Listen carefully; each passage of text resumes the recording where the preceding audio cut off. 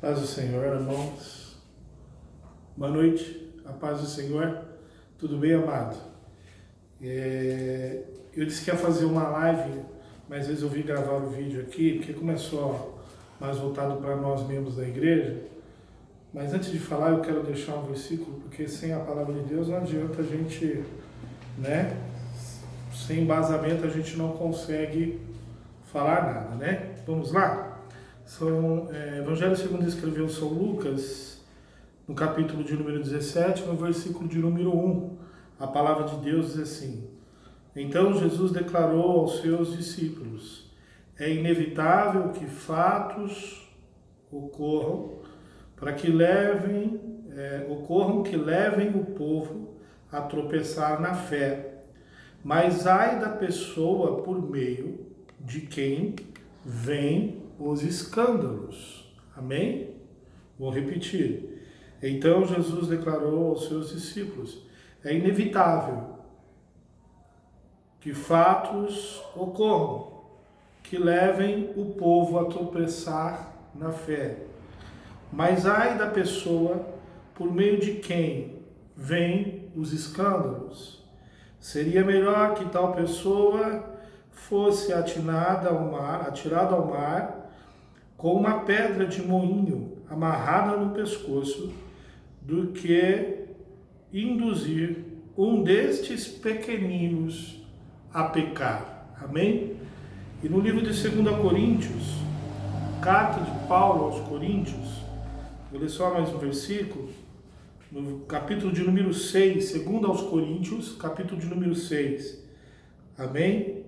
E versículo de número 3, diz assim a palavra do Senhor: não damos motivo de escândalo em atitude alguma, a fim de que o nosso ministério não seja achado em falta.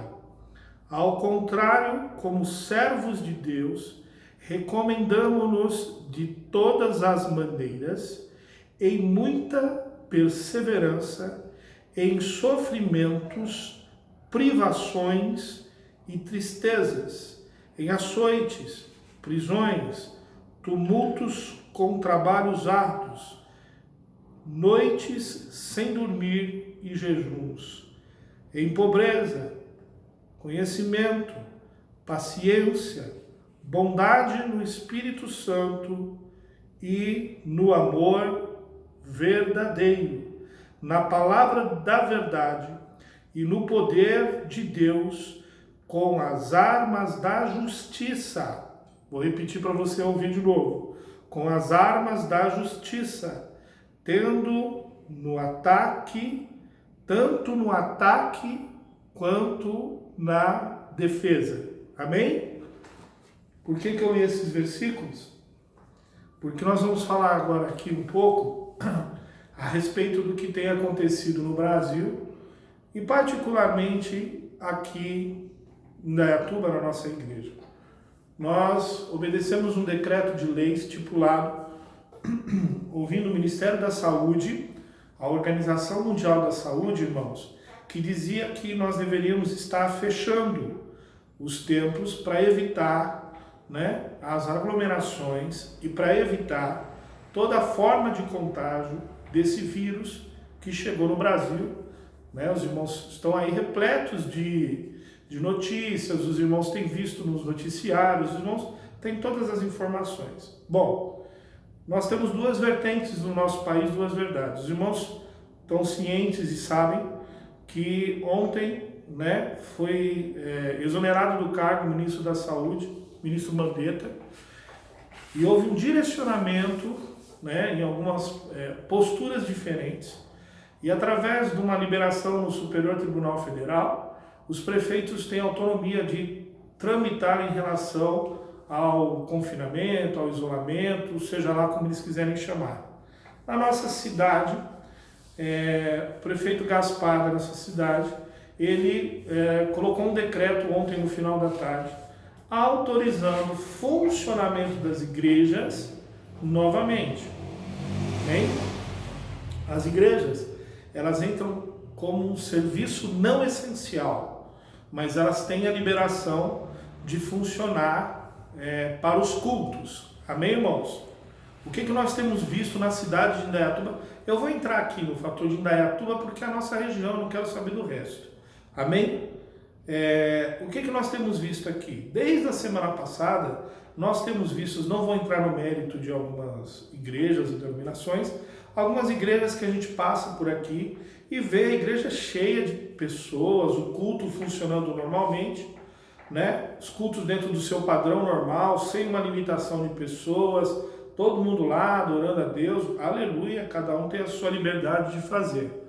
Nós aqui da Rema tomamos a posição de fecharmos a igreja, obedecermos o decreto e não descumprir de maneira nenhuma aquilo que foi estabelecido pelo decreto da lei que estava vigente.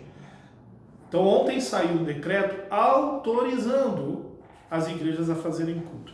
Eu vi muita festa, eu vi muito estardalhaço, olha, as igrejas liberaram tal. Contudo, é importante que vocês acompanhem o decreto, depois eu vou deixar no Facebook da igreja uma cópia desse decreto, no WhatsApp da igreja vai ter uma cópia desse decreto, vocês vão ver uma cópia desse decreto, e vocês vão entender que o que está sendo estipulado em relação à abertura da igreja é única e exclusivamente uma abertura para que haja os cultos normais, contudo obedecendo regras e restrições estipuladas com as medidas de prevenção que foram anunciadas nesse decreto. Uma delas é que a igreja, dentro da sua capacidade, funcione apenas com 30% do seu total. Ou seja, se nós temos 100 cadeiras na igreja, nosso comportamento de igreja são 100 pessoas, nós vamos poder abrir os nossos cultos apenas para 30%.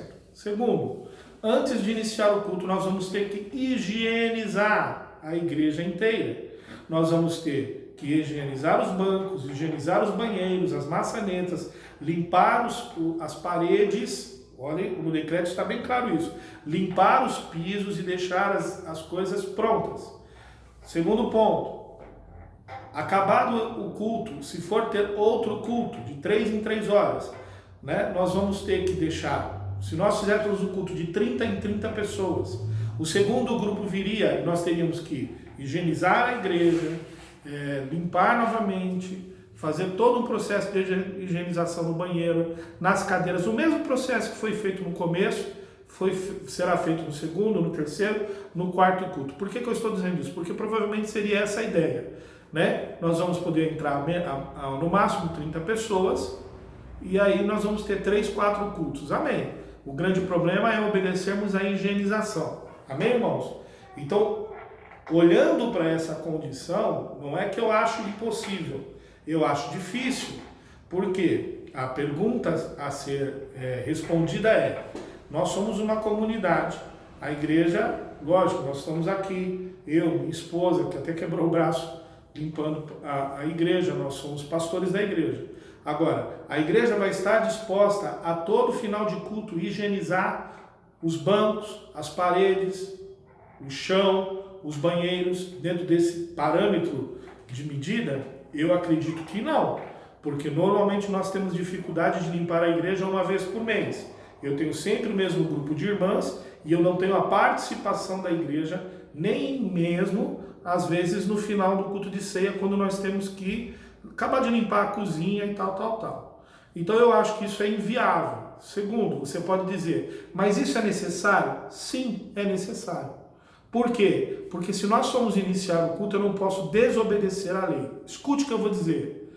Se a minha postura diante de Deus, ela causar escândalo, que eu acabei de ler aqui, e fazer tropeçar na fé alguns dos pequeninos, do meu vizinho da direita, do meu vizinho da esquerda, do da frente, e ele olhar para dentro da igreja e ver 100, 120, 150 pessoas, chamarem a guarda municipal, amém? E aí virem aqui, nós saímos aqui para fora com 100, 120 pessoas, 70, 60, burlando a lei. Irmão, vão me perdoar a minha franqueza e a sinceridade, que os irmãos sabem que eu não sou muito polido nas palavras. Tem um monte de pastor que não tem essa postura de olhar para preocupação e por interesse, porque tem organizações gigantes, são diversos aluguéis, são pastores que eles sustentam, são estruturas caras, são acostumados, infelizmente, a pregarem um culto de um evangelho de prosperidade. Eles precisam de movimento dentro das suas igrejas para fazer com que o povo contribua, com que o povo dê. O povo não é ensinado a contribuir, o povo não é ensinado a fazer a sua parte. E sem o movimento pessoal dessas igrejas, a igreja tem um declínio das suas contribuições.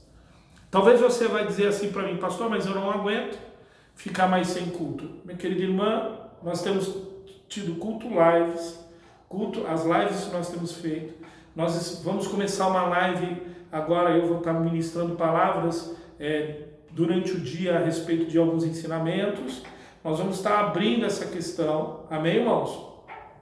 Mas a minha posição como seu pastor desse ministério nós não vamos abrir a igreja antes, amém, de um posicionamento da Organização Mundial da Saúde. Nós entendemos que tudo que está acontecendo no Brasil está acontecendo através de uma questão política. E se eu prefiro pecar ou errar por exagerar no cuidado do que ser desmazelado com a preocupação da saúde de alguns dos nossos irmãos. Eu tenho aqui irmã Neuza, com 68 anos de idade. Eu tenho aqui irmã Helena. Eu tenho aqui alguns outros irmãos.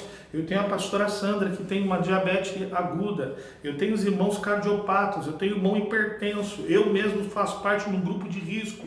Não tem problema. Eu fiz uma visita ontem. Nós estamos fazendo a live. Irmãos, pastor Sérgio, entende a sua responsabilidade como pastor, ele não tem problema se eu tiver algum problema de infecção, mesmo que isso possa causar algum risco para a minha família. Mas eu quero evitar isso, porque eu não quero tentar ao Senhor Deus. Então, por uma questão de prudência, eu não posso arriscar a vida dessas irmãs. Eu não posso arriscar, porque você não vai querer deixar o seu filho na sua casa, e quando você chegar aqui, crianças são assintomáticas. Se os governantes, se os comerciantes, me desculpe dizer, o presidente da República não tem a responsabilidade com o que nós entendemos dentro do conceito científico da coisa, sem falar em balela, sem falar em política, eu não tenho mais paciência para ver postagem no Facebook de pessoas que não têm noção científica do que está se falando.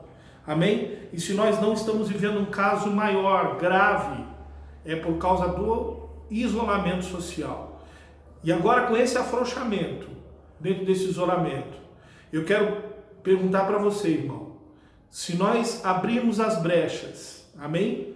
E começar a ter um aumento de contágio desse vírus e perdermos a vida de alguém diante da palavra de Deus, eu quero perguntar, quem é que vai dar conta de alguém para o Senhor?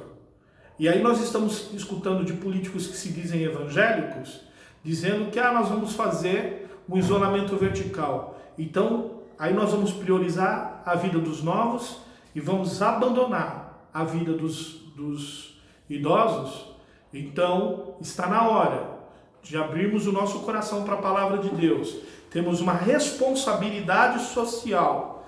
E eu quero dizer para você, nós não vamos abrir ainda a nossa igreja.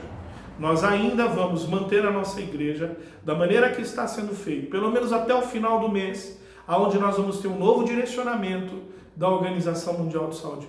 Pastor, eu vou deixar de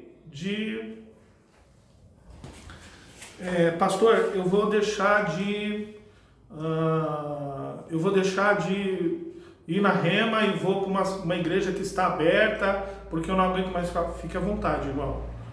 Amém? Aqui nós temos respeito com a vida das pessoas. E eu quero deixar aqui para você ver, quando você vê notícia, não pare de ficar vendo fake news no Facebook. Procure fontes confiáveis. Existem jornais. Eu não gosto da Globo, vou assistir a Record, Bandeirantes. A notícia mesmo, o ponto de vista ser diferente. Procure notícias que sejam reais. Isso aqui é uma fonte confiável. Estudo vai notificar Estado vai notificar Indaiatuba por reabrir comércios. Amém? Então nós estamos falando aqui que nossa cidade está na contramão do que aquilo que está, em geral, o cuidado das outras coisas. Eu não vou entrar nesse mérito, mas eu quero que os irmãos olhem. Amém? Dia 20 para o dia 21, essa igreja, ao invés de estar preocupado com as portas abertas aqui, porque nós estamos abrindo mão. Nós estamos abrindo mão de cultos, nós estamos abrindo mão de receber ofertas. Não é que nós não queremos, mas nós temos que nos preocupar com a sua vida e o seu ensinamento, a sua sabedoria, aquilo que você aprendeu, a sua fidelidade tem nos ajudado. Nós temos recebido todos os dízimos da igreja aqui. Os irmãos têm vindo entregar o dízimo.